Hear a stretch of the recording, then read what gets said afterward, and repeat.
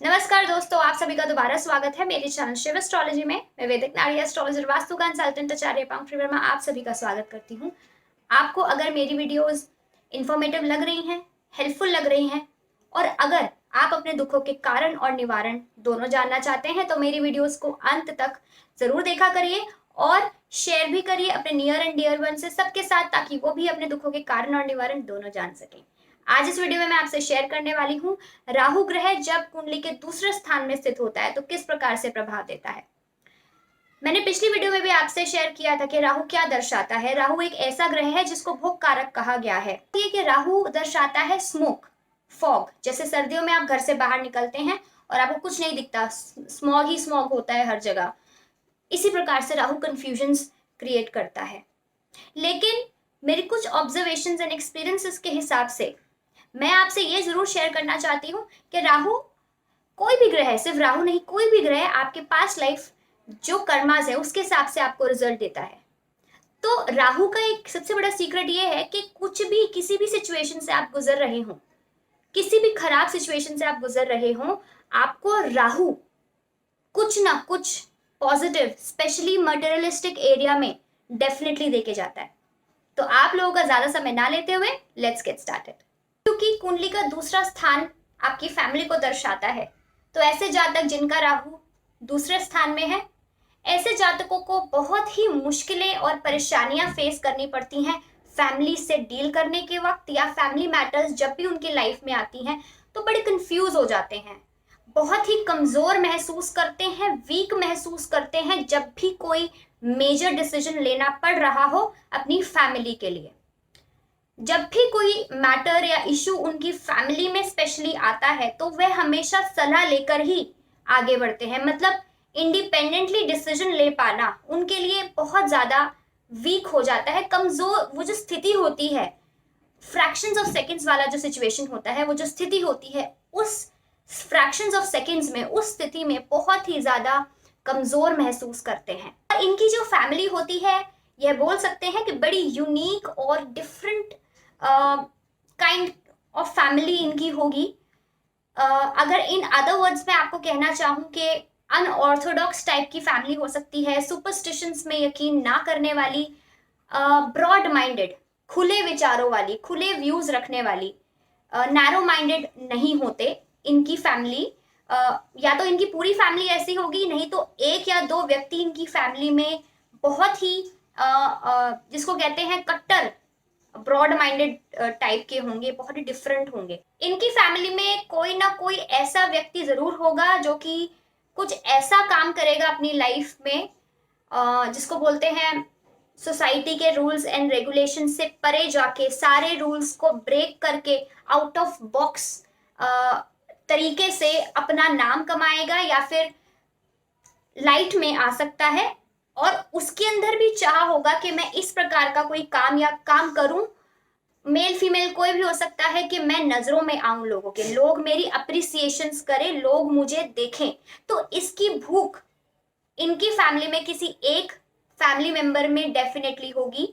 अब जिनका भी राहु दूसरे स्थान में होता है, ये एक्सीलेंट स्पीकर्स बन सकते हैं, लेकिन वो स्टेज आने से पहले ही इनकी नेचर ऐसी होती है कि ये कुछ भी कहीं भी बोल देते हैं।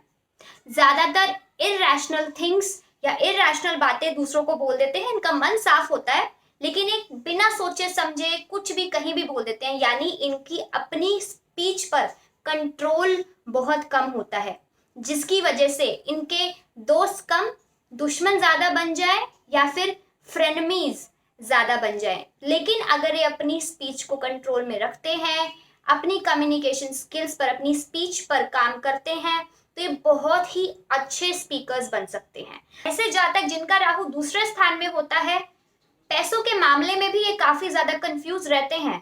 कैसे?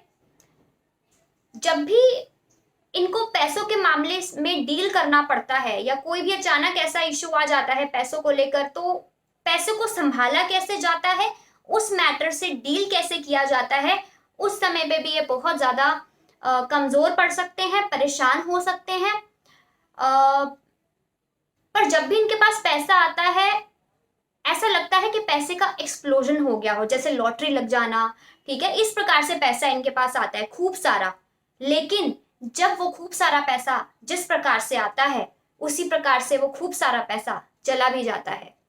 तो क्योंकि इनको संभालना नहीं आता पैसा, उसको कहाँ सेव किया जाए, कहाँ लगाया जाए, वहां पर थोड़े से ये वीक पड़ जाते हैं। ऐसे जातकों की लाइफ में उनके बड़े भाई बहनों की मदद से, हेल्प से आ, वह पैसा कमा सकते हैं, या बड़े भाई बहनों की वजह से पैसे का योग उनकी लाइफ में बन सकता है। और जब ऐसे जातक जिनका राहु दूसरे स्थान में होता है किसी बड़ी संस्थान से जुड़ते हैं, यानी किसी भी प्रकार की अगर सोशल सर्विस करते हैं, किसी संस्थान से जुड़ जाते हैं, उस पर्टिकुलर प्रोफेशनल एरिया से भी ये बहुत ज्यादा सक्सेस पा सकते हैं, कमा सकते हैं। ऐसा जातक के जो मामा या मौसी होते हैं,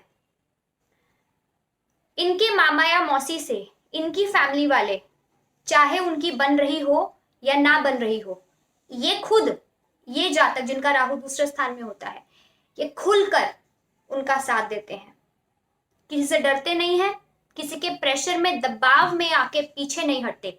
जहां इनको लगता है उनकी मदद करनी चाहिए, ये डेफिनेटली किसी से ना डर के, सारे रूल्स को ब्रेक करके उनकी मदद के लिए आगे बढ़ता है।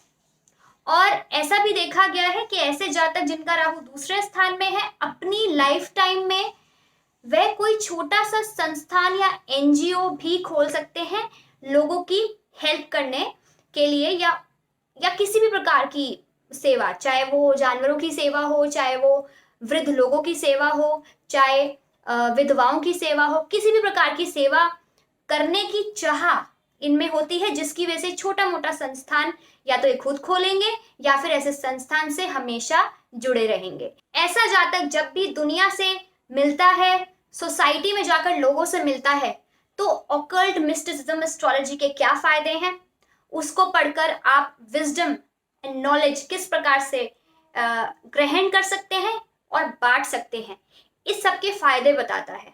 इसको अच्छा लगता है ये सब, इस बारे में लोगों से बात करना।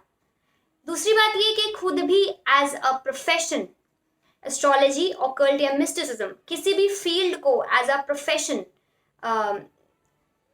प्रैक्टिस करता हो, या फिर कोई भी किसी भी फील्ड में हो, चाहे डॉक्टर हो, चाहे इंजीनियर हो, चाहे टीचर हो, साथ साथ ऑकल्ट एस्ट्रोलॉजी या मिस्टिसिज्म भी प्रैक्टिस करता रहेगा हमेशा ही। आप लोगों की अपनी स्पीच पर कंट्रोल ना होने की वजह से बहुत केसेस ऐसे आए हैं मेरे पास, जिसमें मैंने देखा है कि ऐसे जातकों की प्रोफेशनल लाइफ में प्लस पर्सनल लाइफ में उनको बहुत सारे उतार चढ़ाव फेस करने पड़ते हैं।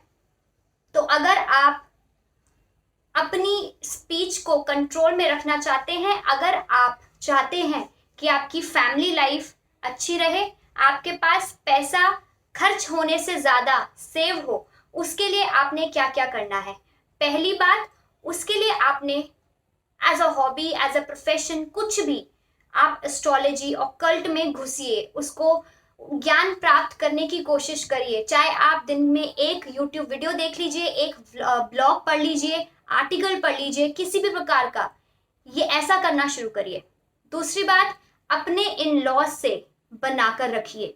तीसरी बात, अपने स्पाउस के साथ जो भी आपके जॉइंट एसेट्स हैं उनकी कदर करिए और ज्यादा से ज्यादा जॉइंट एसेट्स बनाने की कोशिश करिए। It will help you strengthen your family matters, आपकी सेविंग्स ज्यादा होंगी, प्लस आप धीरे धीरे ऑब्जर्व करेंगे कि आपकी स्पीच पर भी कंट्रोल होना शुरू हो रहा है, यानी नेगेटिविटी, यानी जो नेगेटिव थिंग्स आपकी लाइफ में थी वो धीरे धीरे करके ग्रेजुअली कम हो रही है।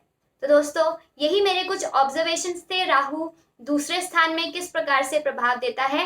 नेक्स्ट वीडियो में मैं आपसे शेयर करने वाली हूँ राहु तीसरे घर में क्या प्रभाव देगा।